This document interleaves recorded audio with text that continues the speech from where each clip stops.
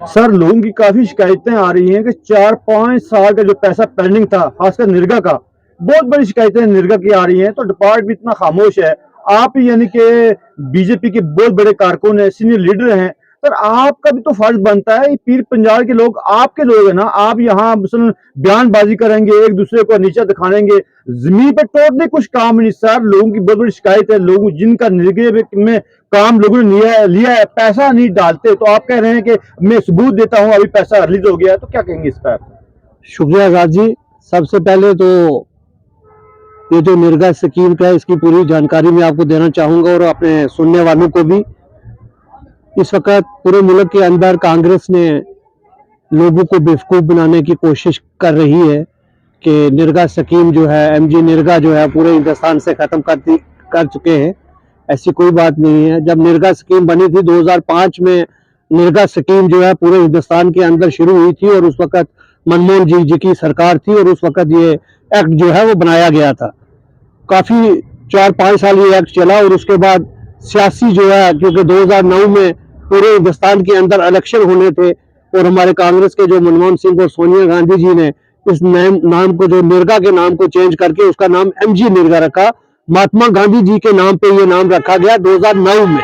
जब ये 2009 में नाम रखा गया, इसका मतलब यही था कि पॉलिटिकली जो है बेनिफिट्स लेना, क्योंकि 4 साल इस स्कीम को चलते हो गए थे। ये यही चाहते थे कि गरीब लोगों से 2009 में इलेक्शंस का बेनिफिट लिया जाए, तो उन्होंने एक्ट को चेंज कर दिया।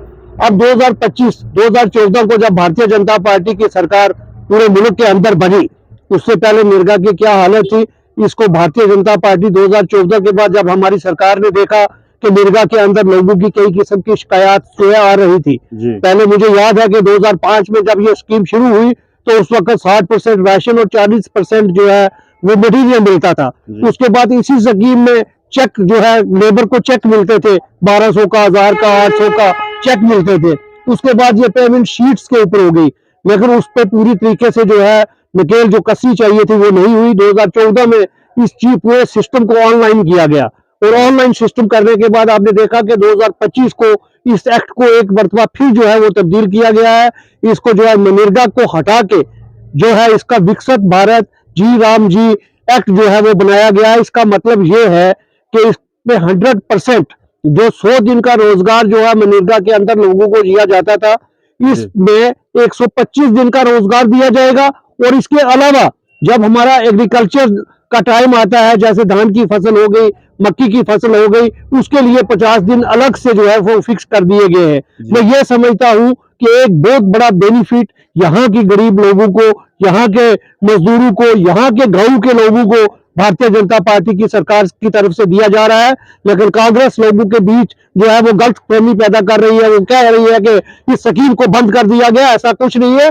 जैसे उन्होंने 2009 में नाम चेंज किया था, इसी तरह इस नाम को चेंज किया गया है, क्योंकि मोदी जी ये चाहते थे कि 2047 को विकसित भारत बनाने का जो मोदी जी का सपना है, वो सपना उसी तरीके से पूरा हो सकता है। गांव सिटी तो विकसित होंगी, लेकिन गांव को भी विकसित किया जाए। विकसित का मतलब ये है कि गांव में परमानेंट डेवलपमेंट हो।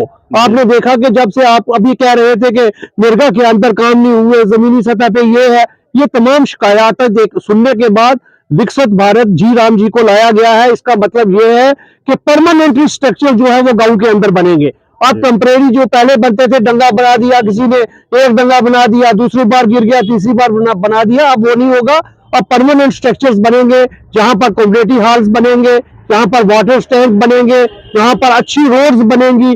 कई किस्म का रद्दोबदल जो है इसमें लाया गया है। मैं ये समझता हूं कि आने वाले विकसित भारत जी राम जी एक्ट जो बनाया गया है, इसमें लोगों को बहुत बड़ा बेनिफिट मिलने वाला है। जहां तक पेमेंट का मसला है, अभी आपने कहा कि अभी तक पेमेंट नहीं, मेरे भाई 5 दिन पहले सेंट्रल गवर्नमेंट की तरफ से जितनी भी पेंडिंग विजुअल्स थे, लोगों के जितने पैसे थे, इसका कमिश्नर सेक्रेटरी साहब ने भी, एजाज असद साहब ने भी परसों एक स्टेटमेंट दी है। उन्होंने कहा कि तमाम पैसा जो है, जो पेंडिंग डिमांड थी, लोगों के पेंडिंग पैसे बचे हुए थे, पूरा पैसा रिलीज हो चुका है। किसी किस्म का कोई पेंडिंग पैसा जो है वो सेंट्रल गवर्नमेंट की तरफ जो है इस वक्त नहीं है। तो डिपार्टमेंट क्यों लोगों को डाल रहा है, उनके जो उनके खाते में क्यों नहीं डाल रहा है? क्या कमी है डिपार्टमेंट में? आप यहाँ पे तो बोल सकते हैं ना, अगर गवर्नमेंट भेज रही है, मोदी साहब उधर से भेज रहे हैं, तो यहाँ डिपार्टमेंट नकम्मा नहीं दे रहा, तो इस पर क्या कहेंगे आप? देखिए, सबसे पहली बात तो यह है कि जो जिस आदमी ने क्लेम किया है इसीलिए तो मैं कह रहा हूं कि इस स्कीम को जो चेंज किया गया है, अगर 7 दिन के बाद विकसित भारत जी राम एक्ट जो बनाया गया है, इसमें 7 दिन के अंदर आपको पेमेंट होनी है।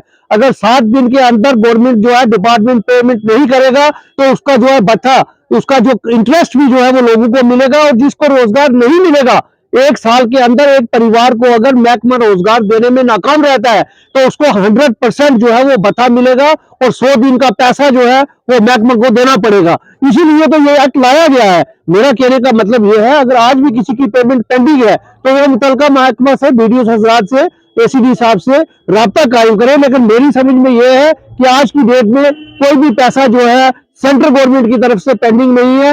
इसका ऑलरेडी जो हमारे मिनिस्टर हजरात भी हैं जम्मू कश्मीर के, जावेद साहब, उन्होंने भी कह दिया है कि पैसा जो है सेंट्रल गवर्नमेंट की तरफ से दिया गया है। सर, निर्गा के मकान 2024 से 23 से जो जिन लोगों के जो बने थे, 1-2 किस्त पे डाली है, तीसरी किस्त जो होती है वो लास्ट एंडिंग में डालते हैं। देखिए उसमें कोई नहीं डाली, लोगों की काफी शिकायत है सर। देखिए, प्रधानमंत्री आवास योजना में जो है रूरल डेवलपमेंट के अंदर ये स्कीम है कि उसका पैसा, कुछ किस्तें जो है वो निर्गा के तहत पेमेंट की जाती है और कुछ किस्तें जो है प्रधानमंत्री आवास योजना में मिलती है। अर्बन में अलग स्कीम है कि अर्बन में पूरा पैसा जो है वो प्रधानमंत्री आवास योजना में मिलता है। यहाँ पे एक किस्त या 2 किस्तें जो है वो मनरेगा से दी जाती है और मुझे पूरा यकीन है कि पेमेंट सारा पैसा आ चुका है। आने वाले दिनों में मार्च से पहले मुझे लगता है कि सारी पेमेंट लोगों को हो जाएगी।